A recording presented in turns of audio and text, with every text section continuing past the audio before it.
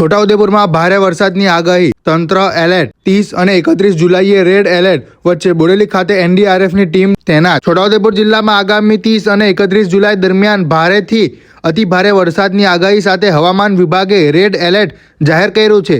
સંભવિત પૂર આપત્તિને પહોંચાવી વળવા બોડેલી ખાતે એનડીઆરએફના 30 જેટલા જવાનોની ટીમ સ્ટેન્ડ બાય રાખવામાં આવી છે. ટીમ સાથે 4 બોટ અને આધુનિક રેસ્ક્યુ સાધનો પણ તૈનાત કરાયા છે. તંત્ર દ્વારા લોકોને નદી, નાળા અને કોઝવેના જોખમી પાણીમાંથી પસાર ન થવા તેમજ सावचेती રાખવા अपील કરવામાં આવી છે. रिपोर्टर आफ्ताब बलोच द्वारा छोटाउदेपुर। विजय विश्वकर्मा 6 एनडीआरएफ बड़ौदा से हमारी टीम अभी छोटाउदेपुर में डिप्लॉयमेंट है। यहाँ के कलेक्टर साहब द्वारा आगामी वर्षा को देखते हुए यहाँ की टीम की डिमांड की गई। हमारे कमांडेंट महोदय के द्वारा यहाँ पे 6 बटालियन है कि एक टीम 6 भी यहाँ पे डिप्लॉय की है।